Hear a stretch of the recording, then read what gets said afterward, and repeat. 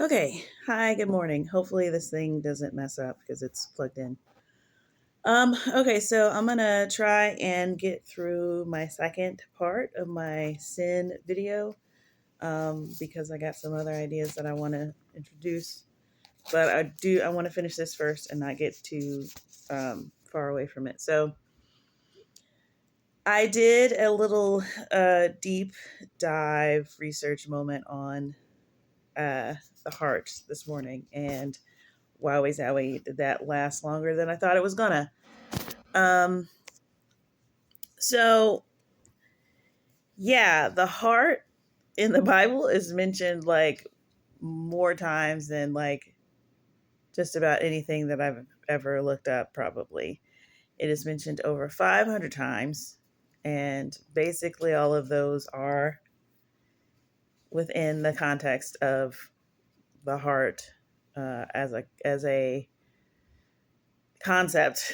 And just as a experiment, I looked up love to see how many times that's mentioned, and that's mentioned also about the same amount of times, a little bit more actually than heart, just by like a dozen times in my particular translation. Then I was like, well, how many times is God mentioned? But that was like 3,000, so that was a lot higher. But still, that's like one of the highest. Like if you look up fear or something, I think there's like maybe 300 references to fear. Somebody says there's like 365 references to fear. Like, I think it's fear because it's like there's 365 references, one for every day of the year. So you'll be reminded not to fear or something like that. And then like obey is only like 100 and some. So the heart is mentioned a lot. God is very, very concerned with the heart, um, as we are about to see. Because, you know what? I'm so silly. I should have looked up sin, right? And I can't do it now because I'm on my phone. Now I'm desperate to know how many times sin is mentioned. Let me see if I can find it somewhere else. Hold on. Ah, stop. Okay, so I'm back. So after some studying, um, sin, it looks like it's mentioned about 400 ish times, 430, I think is what came up. So love and heart is still mentioned more than sin, but I mean, I guess technically you would consider those around the same amount, which makes sense for what the Bible is for. But still interesting that, the heart edges it out and love edges it out. And obviously, God blows all of them out of the water, combined, possibly. So, um, anyways, so here's what I sort of gleaned about the heart, just by looking at it's the way that it was used, and just very broadly, objectively, observations that I had. Okay, so the heart, according to the Bible, seems to be where emotions are experienced.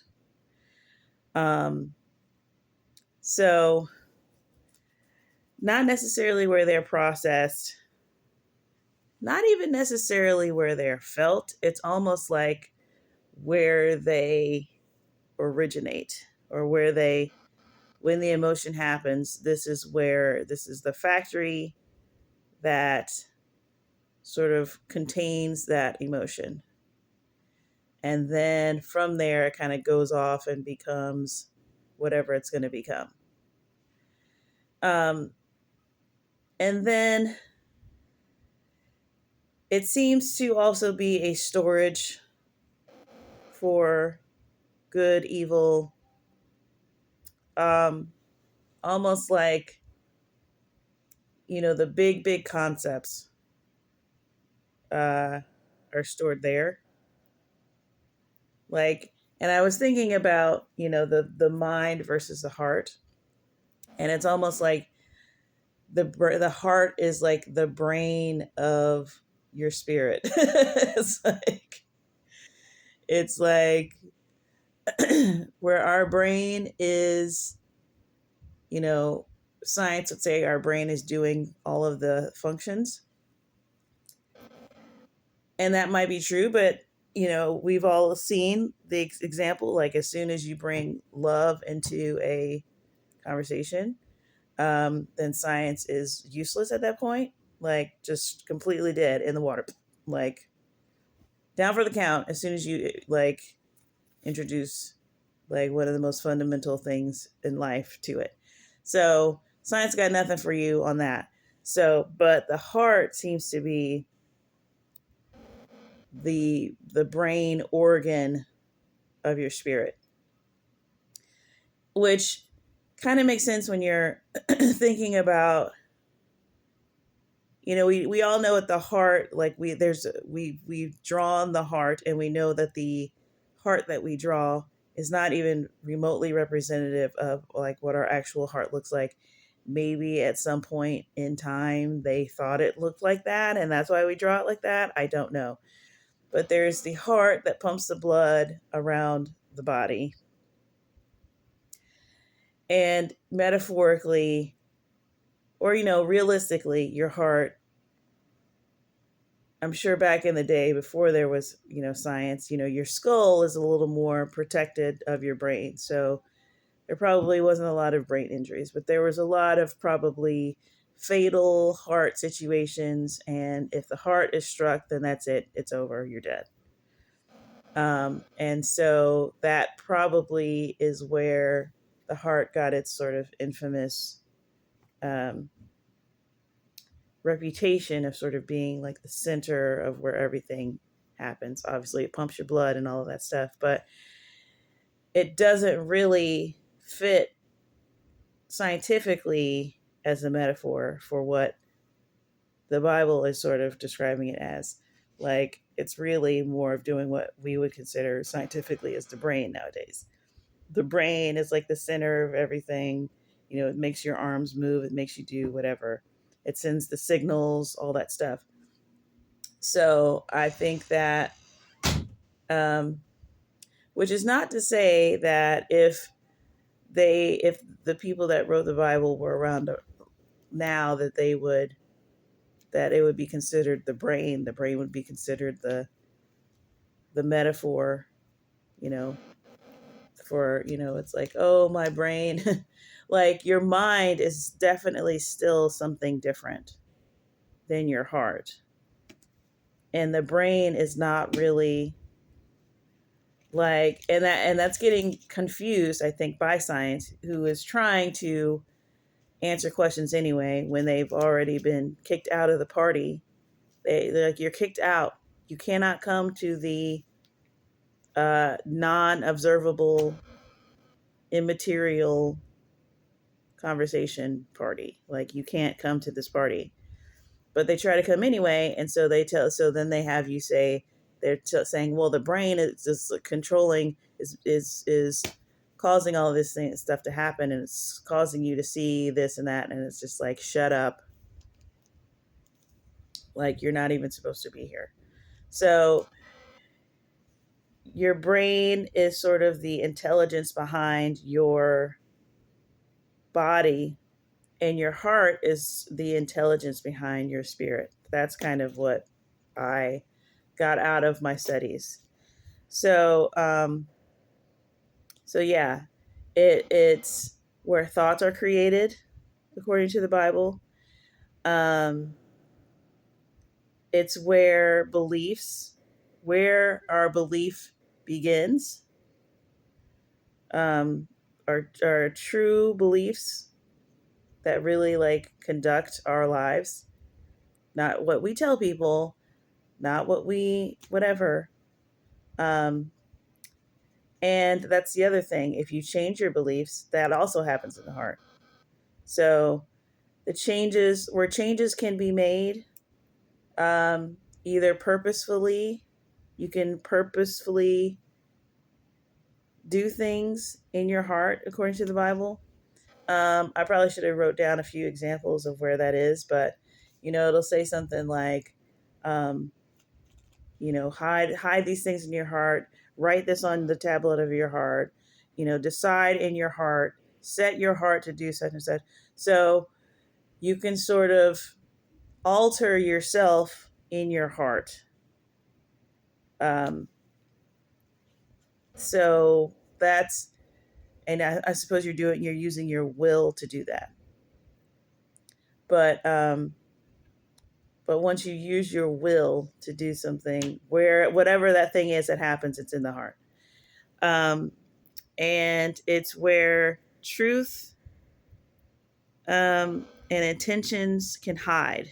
So when you lie to someone, not about something that's just factual, that that they just don't know about or whatever, but when you lie and you're secure in your ability to be able to lie to somebody, because that thing that you're lying about is not accessible to anyone, so they wouldn't be able to tell whether you're lying or not.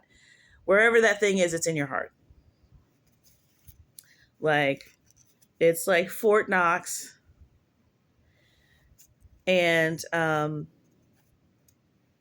or it can be like Fort Knox, because you can also open your heart to things. And um, there's a lot of emphasis or a lot of talk about the heart becoming damaged. And it's kind of interesting, actually, because obviously, the heart can be broken, it can be pierced, it can become calloused. It's almost like your heart is like some possession that you left out to the elements, or it's like if you drop your phone and crack the screen. It's like your heart can be damaged by its mishandling or whatever, and the damage that it gets is from basically living life. So living life is like the things that can weather it and do stuff to it. um and you can sort of see like the subtle differences between the heart and the mind are not the same. Like, you can have an upright heart, you can have a pure heart. It's slightly different than having a pure mind. When your heart is damaged, it's different from your brain, your mind being damaged. When your mind is damaged, that deals with your sanity. When your heart is damaged, that deals with a whole host of other things. And yeah, one can affect the other, but they are not the same. Um, and then I saw a few descriptions of the heart. The ones that were of note is, of course, the heart is wicked and deceitful above all else, which is what started me on this whole deep dive. Another one said, I think it was Proverbs, that said that the heart is deep waters. That one was interesting. And then there was one, the eyes of your heart. So that implies that your eyes have a perspective, I guess. Um, so, um, like after that heart is wicked thing and deceitful above all else, it really doesn't say anything more about that, except for that the heart, that God can see it all. So, um, which is that scripture is God talking. So, what I gleaned from that, well, God can see it. It also says that He weighs it, He examines it, He probes it. So, um, obviously, God has the power to be able to seeing, weighing, probing. That's all like, these kind of, what do you call it? Like, they're like security terms, but not that. It's like, testing. It's all my brain. But it's all like the same thing. It's like being able to evaluate. It's an evaluation thing. And yeah, so as far as the heart being wicked and deceitful, yeah, it basically said the same thing that I was saying earlier, which was that like it's you still have to use it. Like that doesn't negate the fact that it is controlling your experience because it's part of your spirit. I want to say spirit rather than soul, but they're probably interchangeable, maybe. Um, because I think that we are a human soul. Um, and our heart, whether we are of God or not, it's like the hearts. Everyone has a heart, and they're all going to be examined. So, so I think that while the nature of it might be, um, deceitful, and I think that's just for now. By default, everyone's heart is this way. You still have to work with it.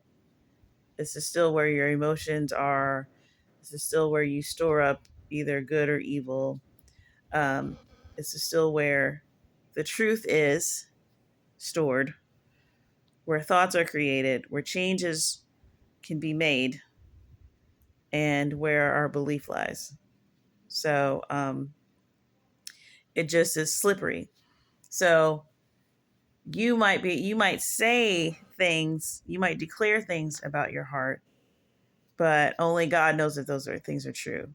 You might feel a certain way, you might tell him a certain way, you might tell yourself a certain way, but only God knows those things are true.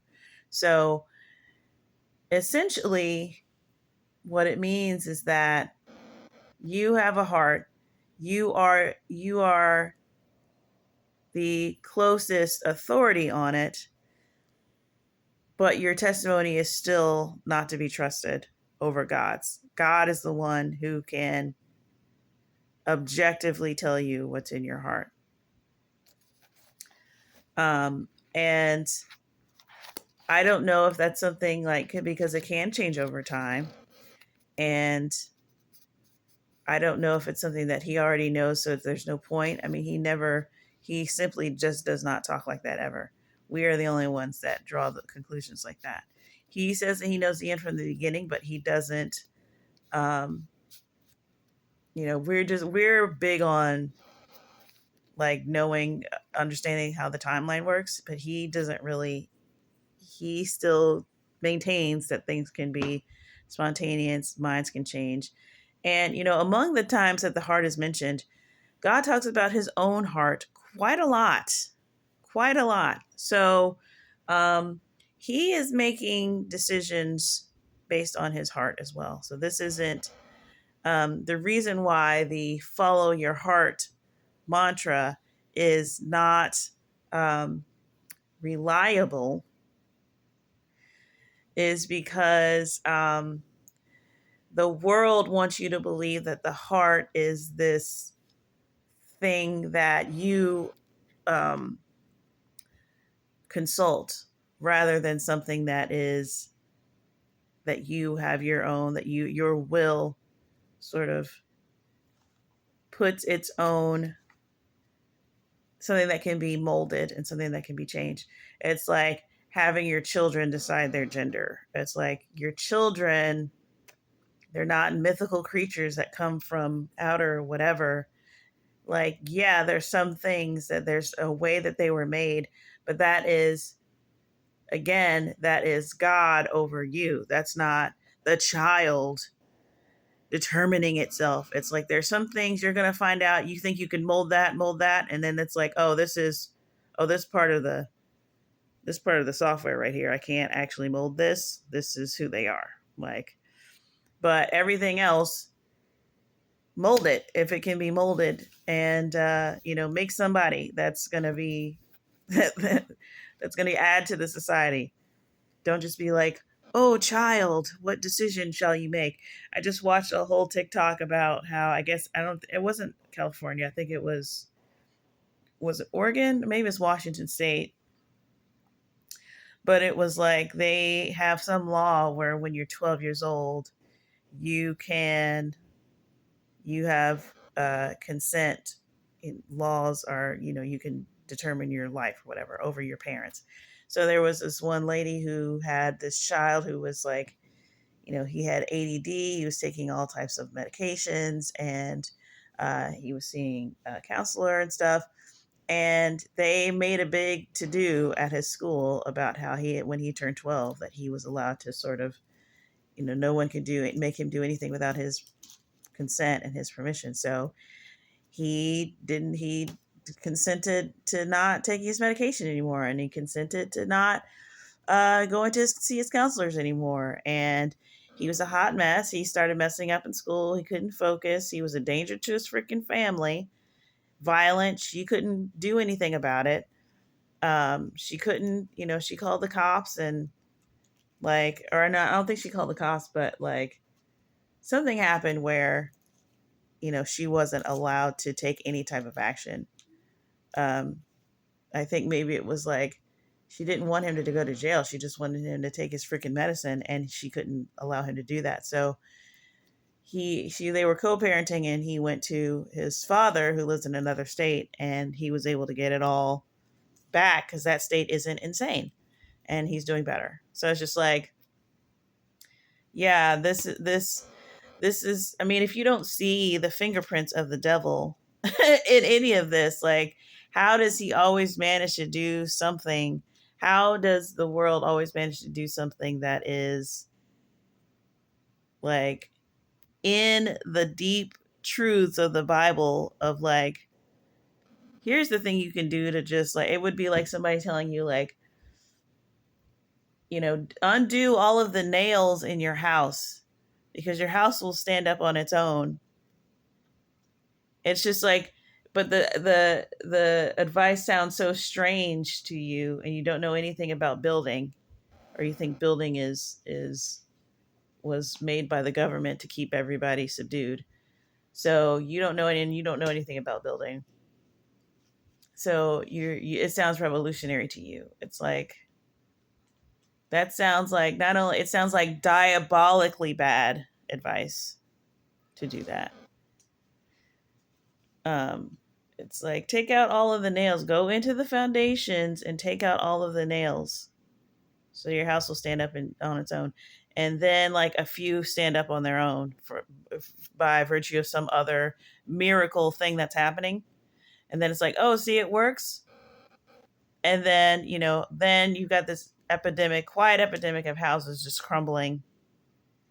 And it's well, it's not because of that. It's because of other stuff. Well, this place has landslides, and it's because of this, and that has nothing to do with that.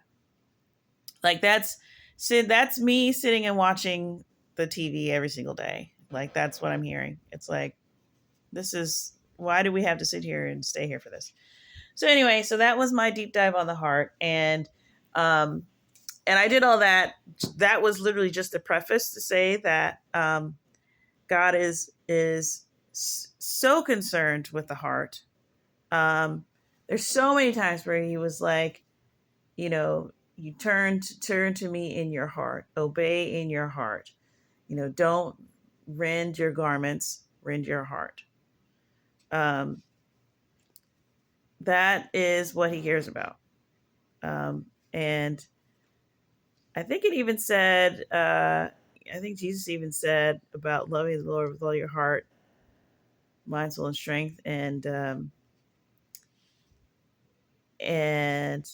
that being better than all the sacrifices and all the stuff. So he's looking at this thing in here,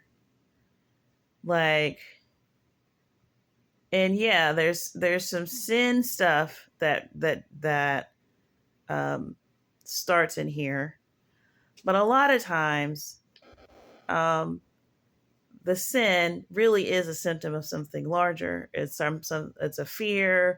It's and yes, when you do go away from God, when you disobey God, that starts in the heart too.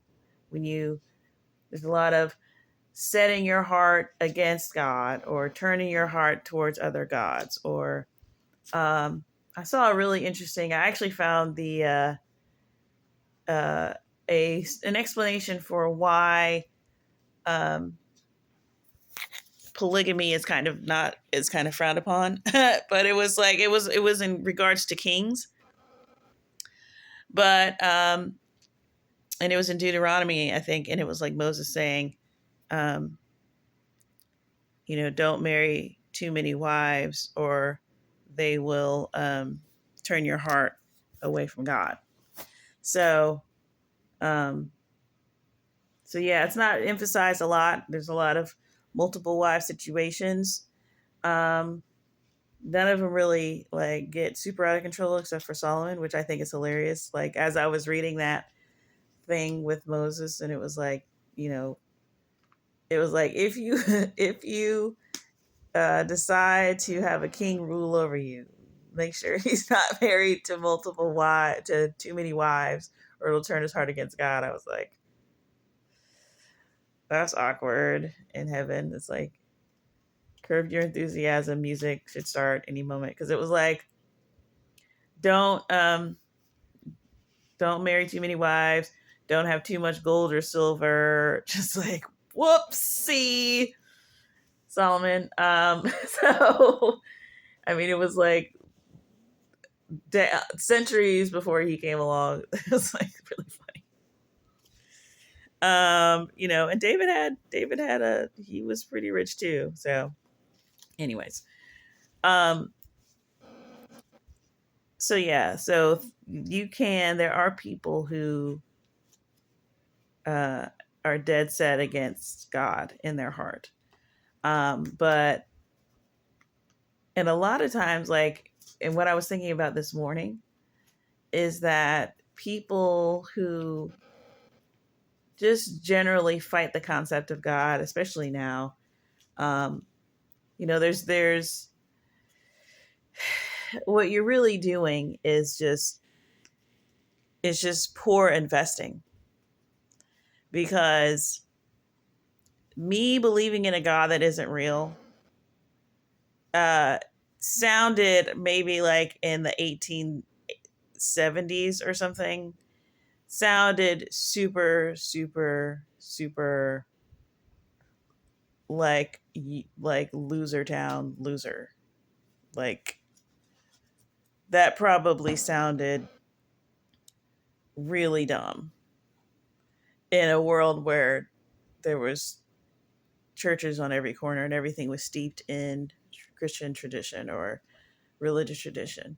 It's like, oh, isn't it amusing to think about like everything that you're surrounded by isn't really real and you're the super smart one? I mean, it's so classic. I mean, you might as well just be Eve in the garden. Like it's so classic, such a classic, um, alluring, seducing idea that everyone around you is an idiot and you have reached the higher dimension. Well, there's a dimension above that where you're an idiot, and then there's a dimension above that. And like to me, when I hear people talk like this still, that's what I think about. It's like how can you still think this is a win? Like to be atheist, or to think that all religions are not, and they say all religions so that they won't seem biased, but we all know they're talking about Christianity because that's the only one that you're fighting against, because that's the one with the highest um, authority and stakes, even just on paper, because the Christian authority says that y'all stuff are created beings by this one. Like that's the only time that other religions are mentioned, is just as a footnote to the main God that created everything that is creatable. So it's like God doesn't even bring anyone else up unless he has to, and sometimes he has to. Everyone else, you have your little religion and whatever. But but yeah, it demands to be in your space. And like when people bring it to its logical conclusion, it's like, so you're saying that everybody's religions are, so you're saying all of the, it's like, I'm not saying it, but see, this is the nature of truth. It just, this is the nature of it. It has to turn a light on, and then from the light you see everything, and that it's like you can't hide from it. It's just, there is something that at the end, like, of everything, it's like you die, everyone dies, and then there's something after that. We don't know it, we can't see it, we're not bothered by it, which is what empowers a lot of people to go out and say nonsense. But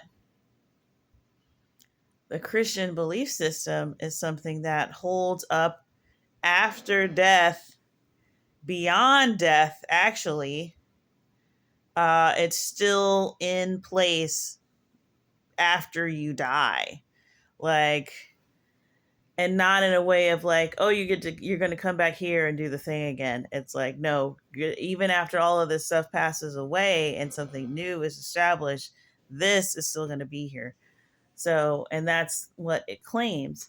So if none of that turns out to be true, what do you lose? Oh, you look kind of goofy to some people, and you could have went out and, you know, indulged your dreams of racketeering or whatever, you wanted to be a mob boss and you couldn't because Jesus. Like, whatever awful thing in your brain, because that's what people care about. It's like, I'm not going to, what about all the stuff I want to do without feeling bad about it? Like, that's what you're exchanging. And this is why God be mad at y'all at the end of everything, because Jesus is literally a king, and you, like, there's nothing wrong with him. He's not crazy. If God is real, and Jesus is literally like, I was thinking today about how we talk about the King of Kings, and I don't know if people really like think about what that is. Like, it's just kind of this like elaborate thing that you say about, oh, he's the King of Kings and Lord of Lords. Like human kings? Non-human kings? Like, what are we talking about? And the answer is yes. It said it. It said what it said. He said what he said. So just think about just the kingiest king that's ever kinged here and how you need to conduct yourself. Like, and just think about how you've conducted yourself. Like, it's just like, yeah, you gave that up. You were like, no thanks. Like, it used to be like the king could be like, could come through and be like, the king hath need of your horse or whatever. And you would be like, oh my God, you'd be honored to be able to give him a horse from your tiny little shack farm out in a random spot where the king just so happened to be. And he would either return, if he was a good king, if he's the best king ever that everyone loved, and that's why his kingdom was literally held in place by love. Let's just hypothetically say that's what's going on. He'll probably return your horse and give you, at the very least, a second horse. Like, forget about doing something above beyond what you could ask or think. Maybe he would pay off your thing that you were still paying to your landlord or whatever. Like, just, you got to think in terms of monarchy, which is really like a real system. Like, this thing that we got going on here is not anything. Monarchies are real. King is something everyone understands from the beginning of time to now. Communism is stupid. That's not, what is that? There's really, what it is like, you say, oh, we don't have a king. We don't, no one rules us. What that really means is the king is underground. Like, it's just something that never stops. King is real. Slave is not something you can abolish. If it walks like a duck and thinks like a duck and acts like a duck and talks like a duck, it's a duck. That's how you recognize anything. That's how you recognize a king. That's how you recognize a slave. That's how you recognize anything. Doesn't matter what we're calling it today. Oh, whatever political correct term we come up with it now. These are things that can never, that either exist or they don't. Um, so yeah. Let's see if I had anything else I wanted to say about that. Okay, so there was a couple things on here that I don't really remember my thought process entirely, but this thing about the road to hell being paved with good intentions, like I actually did a little quick study on that too because I wanted to know where it was from, and it turns out like it is quite old, and no one really knows where it's from. It was in a Shakespeare play, had sort of a variation on that theme, which is like 1500, 1600. There was some old proverbs from some random writer in like, I don't know, Bible times that had something sort of similar, a similar concept. But I think that the way that it's being used today is not really the way that it is meant to be used, which honestly is a lot closer to the heart is wicked and deceitful above all else, who can know it, because the idea is that um your good intentions can deceive you and you end up in hell, because you don't actually, you've deceived yourself into thinking, that it puts the impetus on the person. A lot of times the road to hell is paved with good intentions is talking about something outside of us that turned out to be bad, and we try to figure out what the hell happened, and we go, well, the road to hell is paved with good intentions.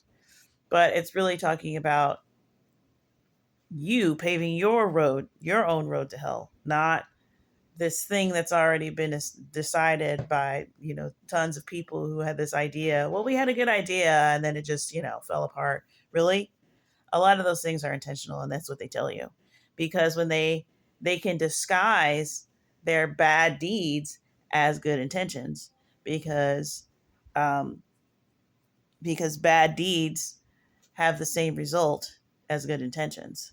So they just say, "Oh well, we meant it for we meant when we put boobs on your 4-year-old, we intended for him to just have freedom and be able to whatever. When we literally like lied and censored and not told you a single thing that's going on, so you weren't informed.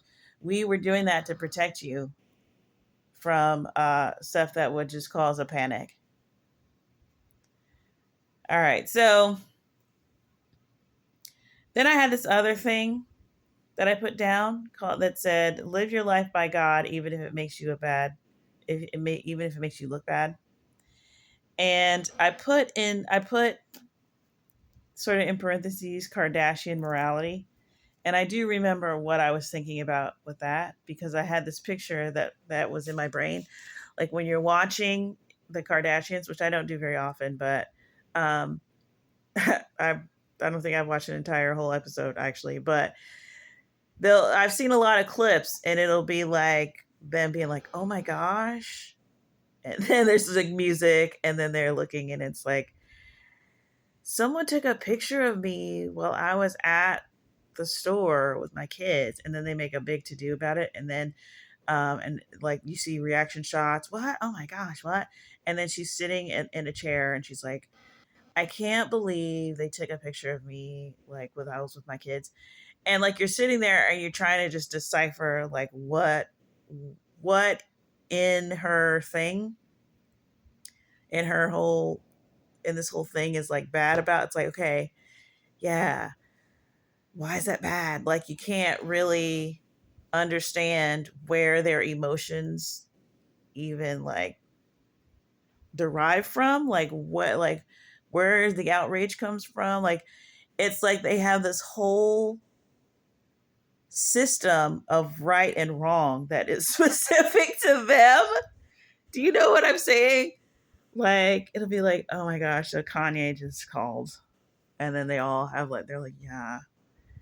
And she's like, he says that he's going to come, he wants to come next weekend. And they're like, everyone's appalled. And then she's talking. She's like, I just can't believe that he has the audacity to say that it's like, you're like, is this like, is it like rich people protocol? Like, is it Hollywood? Like, what protocol are we going off of that I'm supposed to know what she's mad about, what she's disappointed by, so I think when I wrote that, I was thinking like, this is what people think is acceptable. Like, or people allow this, but like God can't be great for some reason. Like God can't be like, hey, this is whack. And we're all just like, what? Like, how dare he? Whatever. It's like, I don't know why I put that. Either that or I was comparing him to a Kardashian and being like, you have to live in his world and you have to, like, I don't know what I was thinking about that. But I got it at the time and it sounds funny.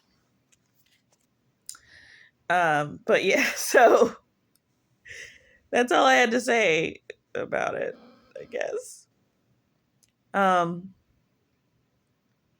Yeah, I just really wanted it to be known and emphasized that God is looking at your heart. And if when you're asking or when you're just worried about your sin and your first instinct is to cover up and all that, it's like, yeah, all of that is from your wicked, deceitful heart. But at the same time,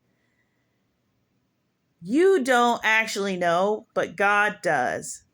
So don't go into a conversation with God or an encounter with God thinking that you know something, which is hard to do. Everybody goes in with your preconceived whatevers, and you're usually pleasantly surprised because while God sees what you see, sometimes you're wrong, sometimes you're right, but when you've got the blood of Christ that has already come and committed to making you clean, and you've got grace and mercy evening everything out. Like, there's nothing really to worry about. The only thing left to worry about is you and your decisions.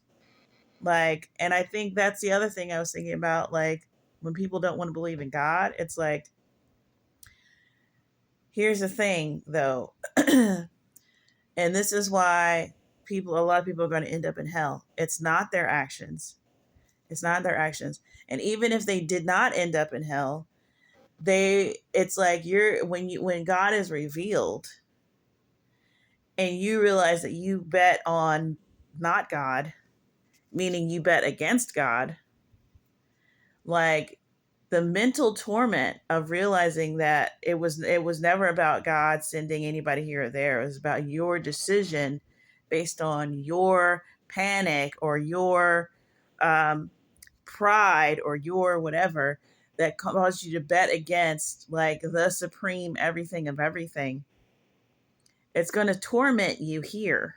Like, that's why even a lot of like when you watch hell testimonies, there's a lot of people in hell um saying still maintaining that God either is doesn't exist or can't hear you, or like they'll say a lot of the things that they said on earth, or they'll say, or they just end up, they just have to give themselves over to the hatred of God because it's more comfortable than thinking like, oh, I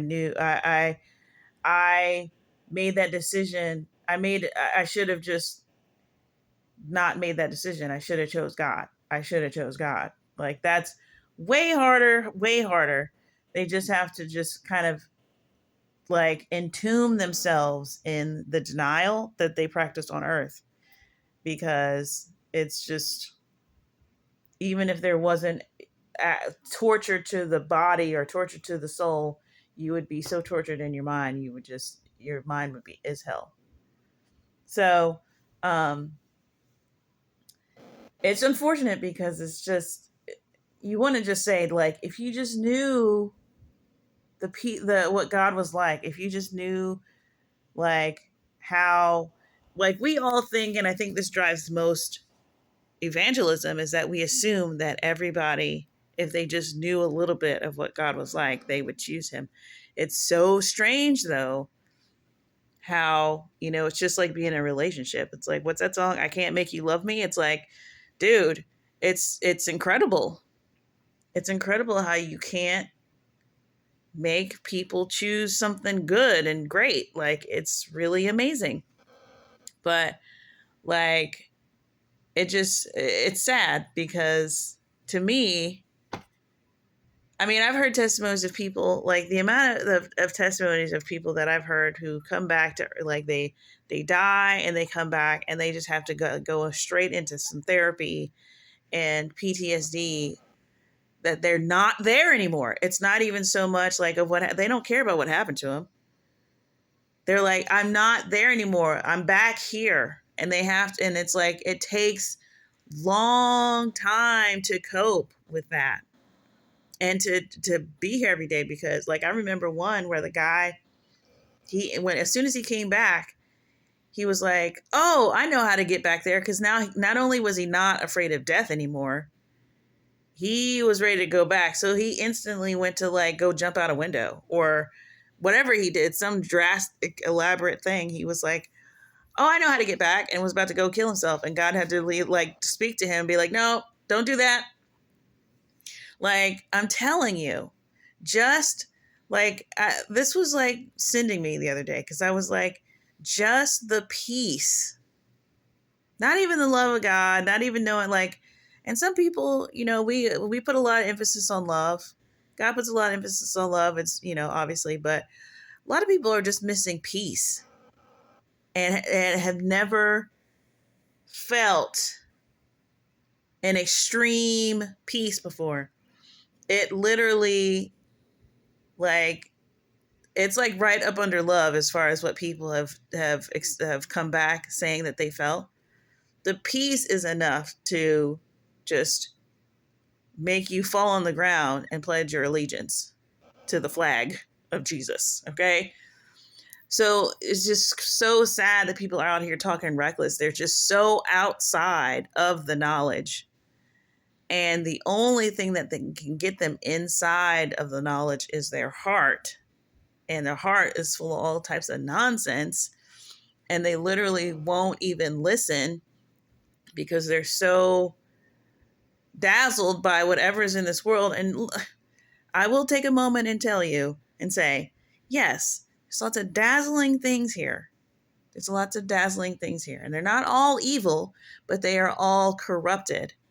And the devil who corrupted it is now using that corruption for his own ends to gain his own stuff.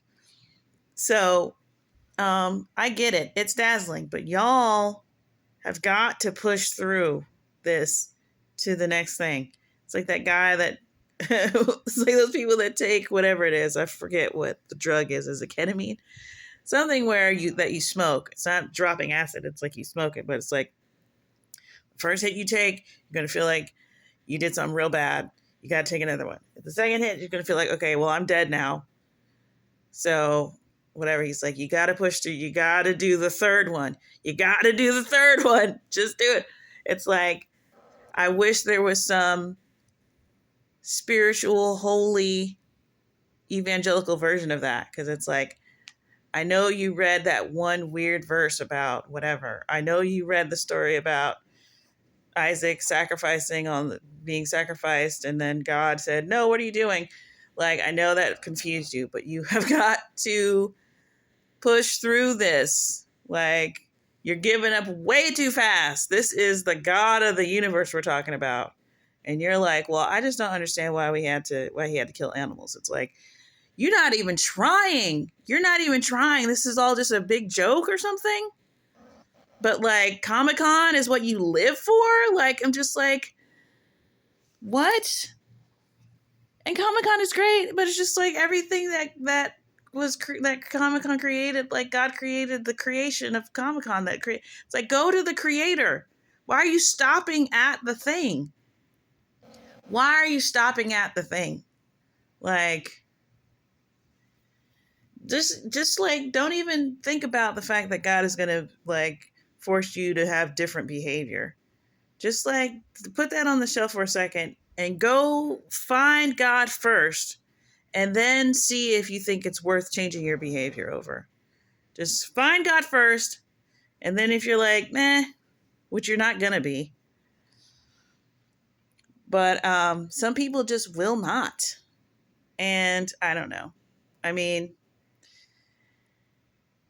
do the Christians do a great job of making it seem super fantastic? I mean, that's not really our job, but we can always. I don't really want to do any more. Uh, yeah, I already said, like, I don't like criticizing the church, especially when the devil just be lying. Like I realized today too, and I want to stop here. I promise. But like, just the way that people, this video, like I think I said it before about the guy, he was talking about this guy talking about how Jesus, it never mentions that Jesus is the Son of God in the Bible. And then like immediately after that, I was like, well, what? And then I looked and I was like, oh yeah. And then I saw like the very obvious, like, parts, like all the obvious parts, and I was like, oh my gosh, I can't believe I totally, like, him saying that, like, it just all went out of my brain. And then it's almost to the point where I don't know if I looked too like eagerly, because now I can't stop seeing it like everywhere where it says that. But then I also even noticed, like, within the story, like where Jesus would be talking to somebody and will have said that he is the Son of God in some way, shape, or form, or in a way that they would have known because it was in the scriptures or whatever. And then being just like, well, just say that you are you or not? And he's like, I said it, but you weren't listening. It's like the same thing is happening now, where it's just like, well, he doesn't say it. Like, where does it say it? Where does it? And then you show it, and it's like, yeah, but where? And it's like, you've got this weird thing, this weird spiritual thing where it's almost like people can't see it, they can't hear it. Certain people can't see it, hear it. But then on the other side, it just seems like the devil is just having people say that. And it's not for us, it's not for believers. We think it's for us to like give a rebuttal. It's like, no, this is for the people who are never going to open the Bible and don't have any intentions of it. That's for them. It's like, it's just like theater. It's one-sided theater that you don't know about. Where it's just like, it doesn't, nowhere does it say that Jesus refers, and I mean, just so pompously, usually, whatever, they're just so pompously saying that it's like it's everywhere. And then if you look don't look in the Old Testament, because you'll freak out. They'll look on me, on the one that they've pierced. Like, dude, that whole sequence blows me away. It's crazy. So that's God talking about being pierced. Who pierced him? When did they all look at him and pierce him? Anyways, so yeah, it just seems like that, it's, you put that online, you put that in a short, and it just goes out to all these people who don't know any better and are relieved to not have to know any better. But it's like, dude, the stakes are way higher for you than they are for me. All I lose is like, my earthly reputation if I'm wrong. If you're wrong, it's all of eternity. It's like, get the highest insurance policy. Get the highest insurance policy, which also happens to be the one with the least amount of effort and the least amount of like